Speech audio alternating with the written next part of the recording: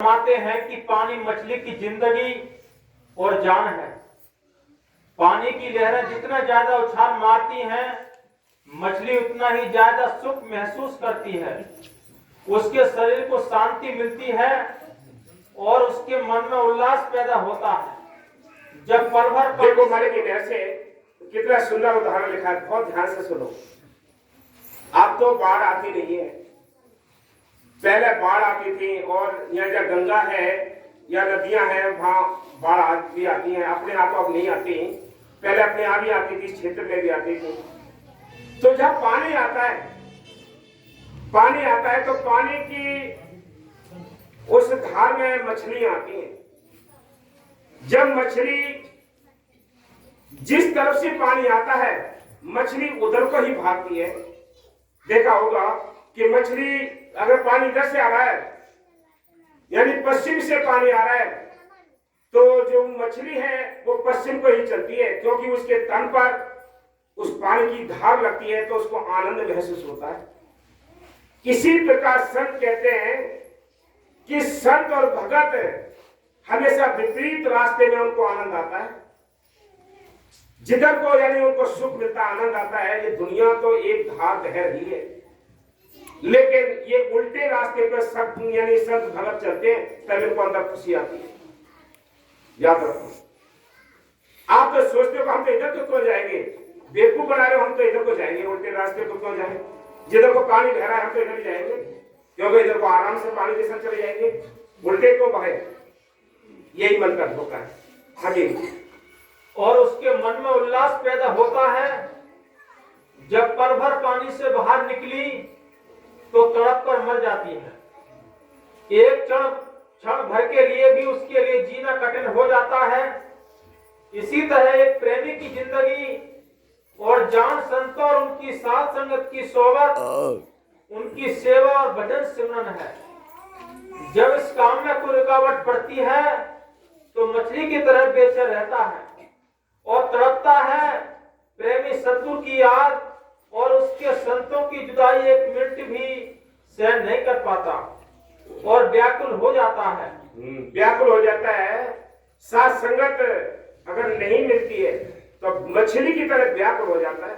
सेवा जिनके अंदर मालिक से मिलने की लगन है या जो समझ गए उनको साथ संगत का बिछड़ना ऐसे है जैसे पानी से मछली को अलग किया जाता है, वो तड़फन हो जाती है।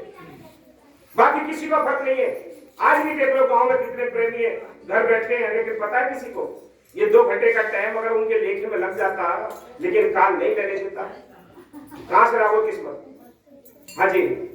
रेमन ऐसी हर्षो प्रीत कर जैसे मछली नीर बच्चों संग ज्यों अदक्यो तो सुख घड़ो मन तन शांत शरीर। बिलजल घड़ी न जीवई प्रभ जाने अपीर। फिर फरमाते हैं कि जिस तरह पपिया अपने पेड़ पर कायम रहता है, वह वर्षा का पानी पीता है।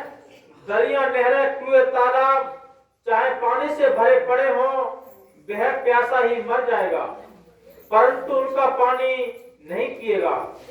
एक बार कबीर साहिब गंगा के किनारे जा रहे थे। क्या देखते हैं कि एक प्यासा पपिया प्यास से तड़पता आकाश मंडल में उड़ता हुआ पीव पीव कर रहा था। किसी बेरहम शिकारी ने उसे अपने तीर का निशाना बनाकर जख्मी कर दिया। एक तो वह अपने ही पहले ही काफी देर से प्यासा था, जख्मी होने से प्यास और ज्यादा बढ़ गई, जिस कारण वह नीचे गिर गया। अब वह गिरा भी गंगा की धार में, जिसके पानी को लोग पवित्र और मुक्ति का दाता मानते हैं, परंतु उसने अपना मुंह बंद कर लिया ताकि कहीं गंगा के पानी की बूंद उसके कंठ से नीचे ना चली जाए। उसकी नजर आसमान की ओर थी, जहां से स्वाति बूंद के बरसने की उम्मीद लग रही थी, और वह इसी प्रकार मर गया। यह देखकर कबीर साहब ने फरमाया, पड़ा पपिया सुर शरीर लगा बदक का बाण। मुख मूंदे सुरत गगन में निकस गई वो प्राण। पपिये का पन देख कर धीरज रहे न रंच। मरते दम जल में पड़ा तो न बड़ी चंद। ये प्रश्न सीखना चाहिए जैसे ये प्रण कपिये ने किया है कि स्वर्ण की बूंद से अपनी प्यास को बुझाता है और कहीं पानी नहीं पी सकता, प्राण त्याग दिए ने कहीं कहीं दूसरी जगह पानी नहीं किया। हमारी हालत क्या है? इसलिए संत कहते हैं अपने आप को पहचानो कि हमारी क्या लगन है, क्या तड़प है। इसलिए संत कहते हैं कि इंसान सारे खजाने तेरे अंदर छिपे हुए हैं, लेकिन कुछ दरवाजा खोल के तो देख ले। हाँ जी, इसी तरह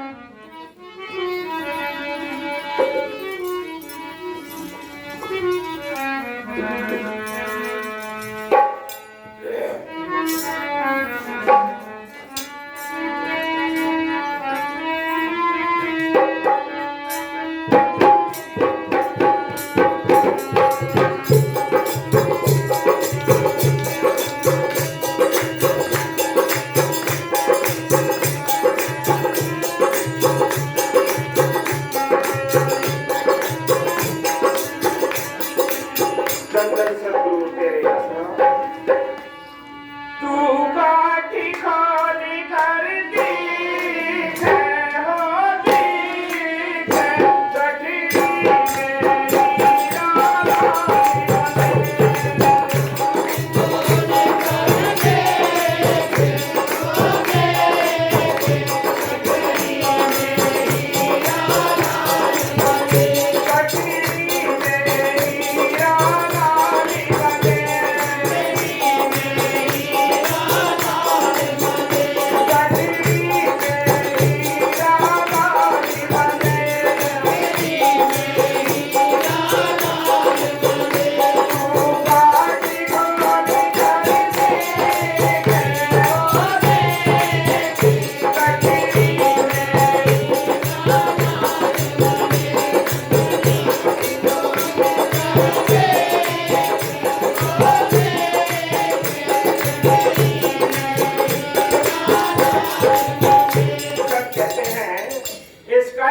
सारे खजाने छिपे हुए हैं, माया का भंडार भी काया के अंदर है, लेकिन हम इसको खोलते हैं। सब कहते हैं तू खोल के तो देखे गांठ है, तेरे खजाने सारे अंदर हैं। कवि साहब ने बड़े सुंदर तरीके से लिखा है कि अब तू अंधा धुंध बिहारा, या घट भीतर गंगा जमुना यही में गढ़ गंगारा, या घट भीतर आए लेते हैं राम के सरतारा, कह कभी सुनो विषाद यही में गुरु हमारा। सारे खजाने इस काया के अंदर हैं, लेकिन फिर के बाहर है। इंसान धनवान है लेकिन कंगाल होकर बाहर घूमता है। बाबा मस्ताना जी के बारे में लिखा है, उन्होंने लिखा है हमारे पास क्या था जब बलूचिस्तान से आए, खाली थे बिल्कुल। नाम की कमाई में कितना कुछ कर दिया जो देश विदेश भी जानते हैं। आज भी देश विदेशों में भी बाबा जी का नाम, आज भी वकील साहब देश विदेशों में भी यानी जाते हैं, जीवों को चिताते हैं। आज इतना सोना चांदी, इतना नोट बांटते हैं, करारे वो कहां से? अंदर सारा खजाना है छिपा।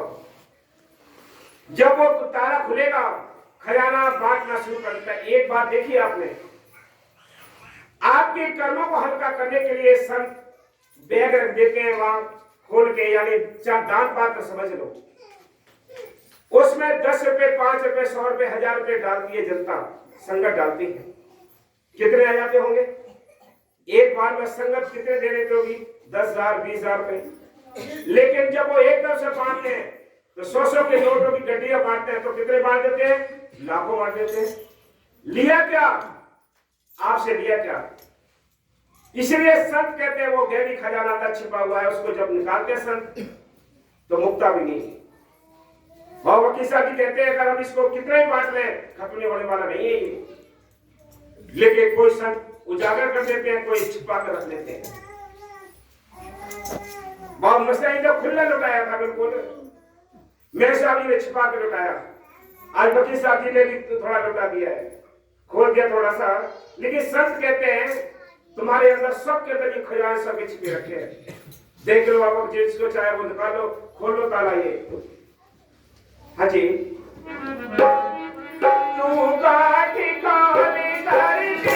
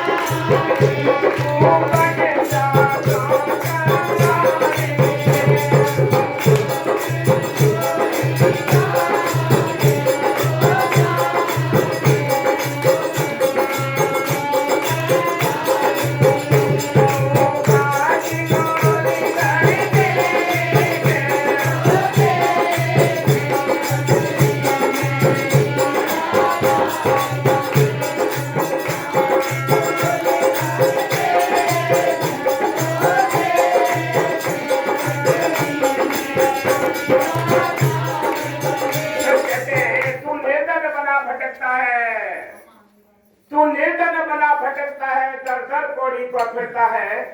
अरे तूने खोली क्यों नहीं गांठ, तू बनता फिर कंगाल फिरे, तू कंगाल बनकर फिरता है। अरे मन सोच ले, तेरे अंदर सारा कुछ छिपा हुआ धन है, वो निकाल ले। इसलिए तेरे अंदर सारे खजाने, लेकिन तूने ये गांठ नहीं खोली, ये बाहर करो। तू गांठ खोली करके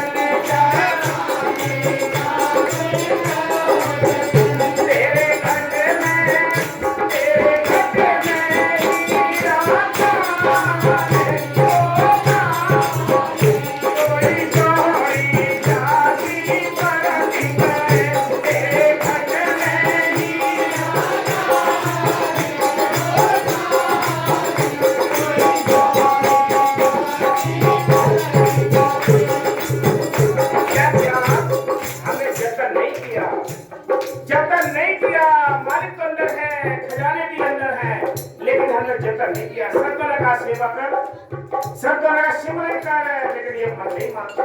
हमें कल मेरे घर के काम बहुत पड़े। बाबा मस्तानी जी एक बार चौबारे में बैठे हुए थे, रास्ते में गेट के दरवाजे से एक प्रेमी जा रहा था, उससे पूछा बुलाकर कि भाई कल तू सेवा चल रही थी, क्यों नहीं आया? बोला साहब जी मेरे घर के बहुत काम थे, इसलिए नहीं आया। बाबा जी ने कहा देखो भाई हाथ देखो इसका असली काम जो परमात्मा है, इसको ये भूले बैठा है, इसको ये पराया समझता है।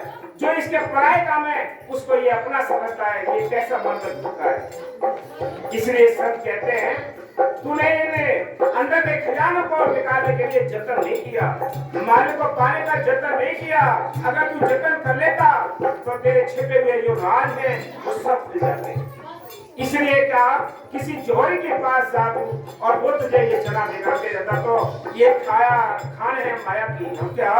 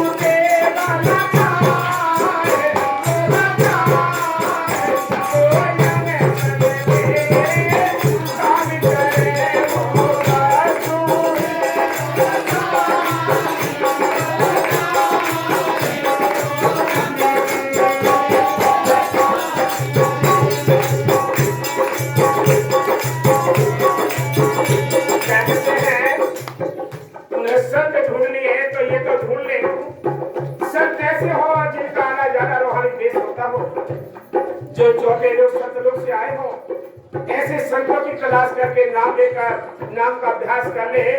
अंदर छिपे हुए जो राज है खजाने हैं उनको देख ले, उनको ढूंढ ले। ये तरीका है। आज मनुष्य जीवन में जन्म तो और भी मिलेंगे, कीड़े मकोड़े देव पौधे पशु पक्षी सारे जन्म मिलेंगे, लेकिन ये मनुष्य जीवन जैसा जन्म नहीं होगा जिसमें सारे खजाने छिपे हुए हैं।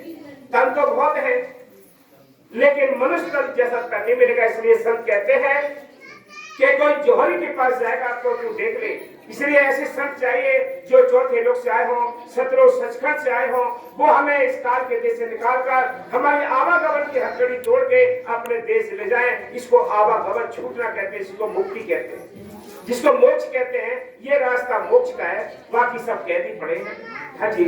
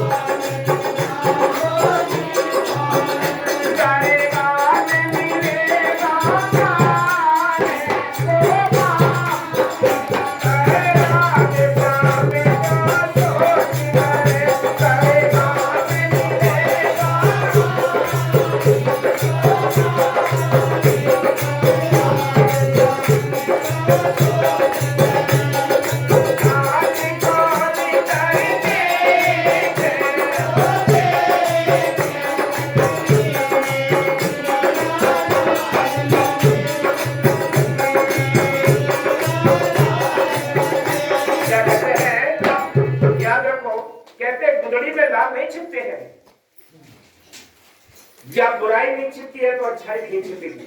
बेशक धीरे का मामला तो हो सकता है, आपने देखा होगा, सुना भी होगा।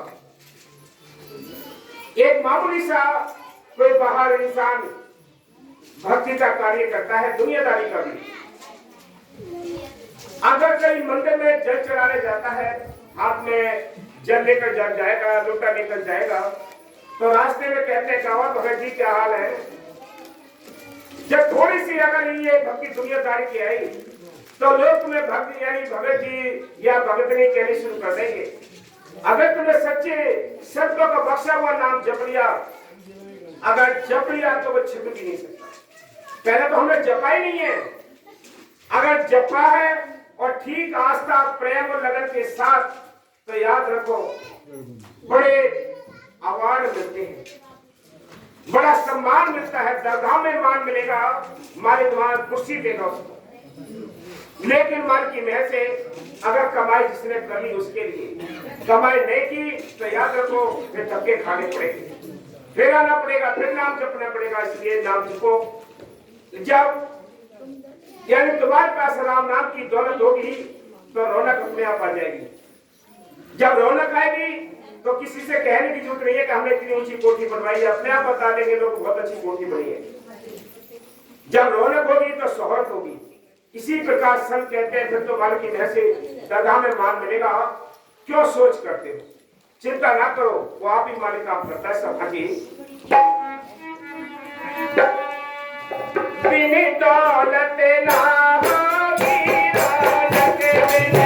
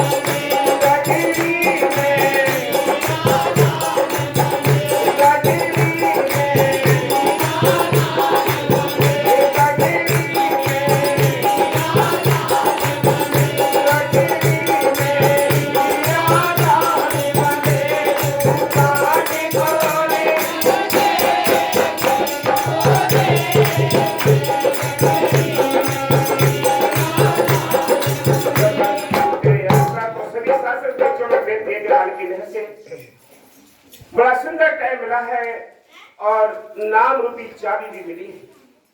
ताला जड़ा हुआ है, इस ताले को खोलना आपका अपना काम है। इसको भी मालिक नहीं खोल के देगा, जतन आपको करना पड़ेगा। ये नहीं है कि इसको भी मालिक ने तो तय कर दी, चाबी दे दी आपको, आप खोलो या ना खोलो ये तो मर्जी आपकी है।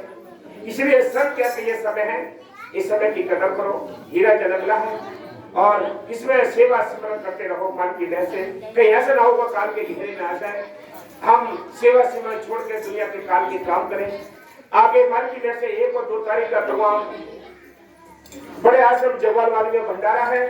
जिस शासन को जाना हो बता दें, ज्यादा शासन हो जाएगी तो बस का इंतजाम करेंगे, नहीं तो जैसे जिसकी व्यवस्था हो वो दर्शन करे। धन सदगुरु तेरे यात्रा सभी के लिए लंगर प्रसाद तैयार है, सभी शासन को लंगर प्रसाद देकर सिमरन करते जाएं। धन सदगुरु तेरे।